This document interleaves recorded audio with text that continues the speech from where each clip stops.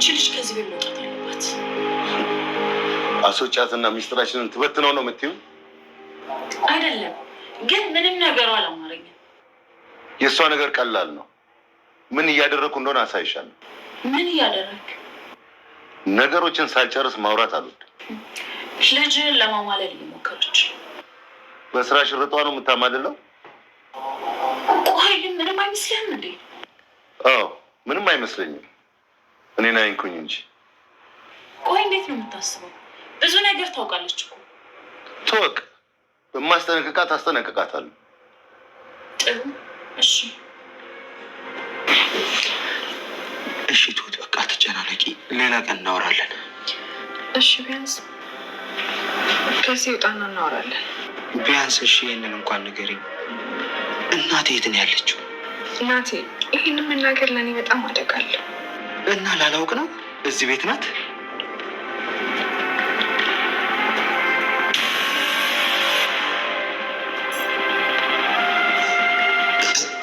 እናቴ እዚህ ቤት ናት።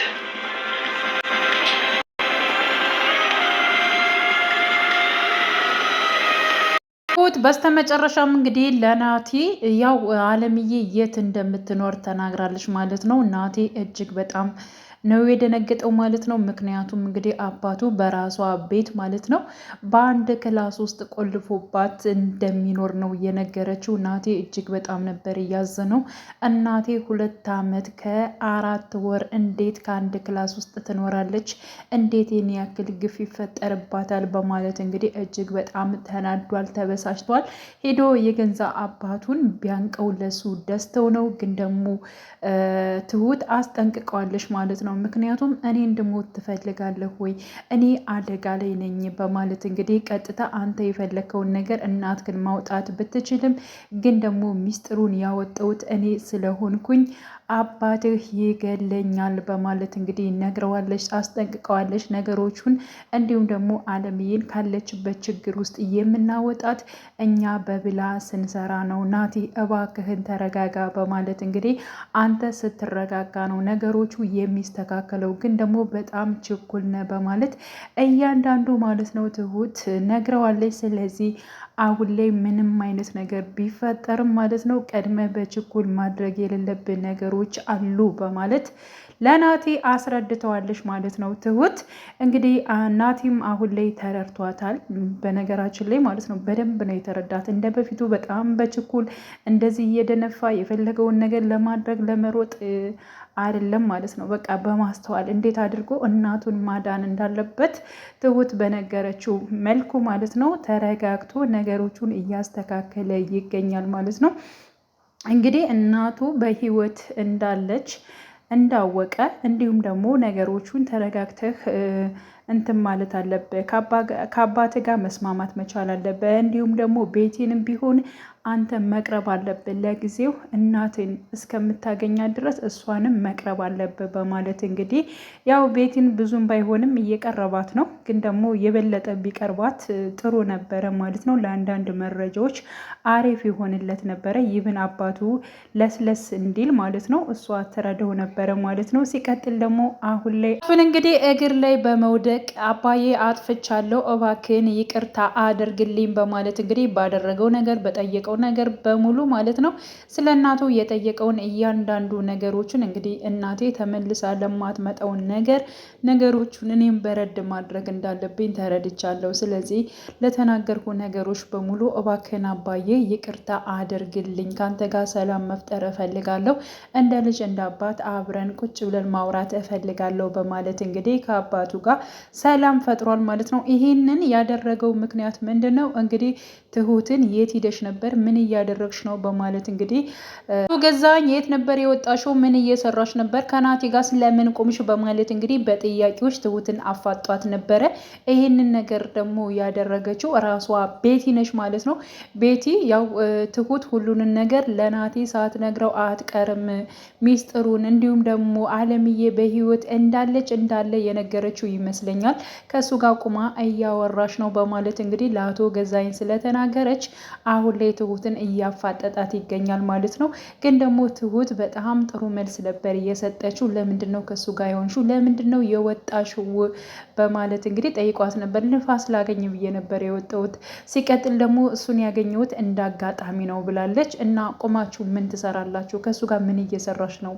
በማለት እንግዲህ ቤቲ ስጠይቃት አይ ከአባቱ ጋር እንዲስማማ እየነገርኩት ነበር ነው ያለችው። እና ደግሞ ናቲ መጥቶ ያው እግሩ ላይ ወድቆ ይቅርታ ሲጠይቀው ነገሮቹ በቃ ተመሳሰሉበት ማለት ነው። እና አቶ ገዛኸኝም አሁን ላይ ማለት ነው ትሁትን አምኗታል። ሲቀጥል ደግሞ በትሁትና እንዲሁም ደግሞ በናቲ አንድ መሆን እጅግ በጣም እየተናደደች እየተበሰጨች ያለችው እንግዲህ ቤቲ ነች ማለት ነው። ትሁትን አርፈሽ ተቀመጪ፣ እሱ እኩያሽ አይደለም፣ እሱ ከኔ ጋር ነው መሆን ያለበት እንጂ ከአንቺ ጋር አይደለም እያለች እንግዲህ ቤቲም ደግማ ደጋግማ እየተናገረች ትገኛለች።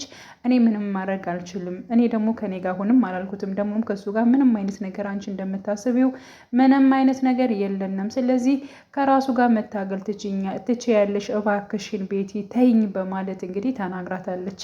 እና ናቲ በነገራችን ላይ ትሁትን እንደሚወዳት እንደሚያፈቅራት ነግሯታል።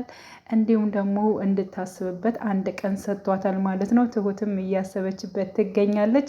የትሁት መልስ ምን ሊሆን ይችላል? ፍቅሩን ትቀበለዋለች ወይንስ ደግሞ አትቀበለውም?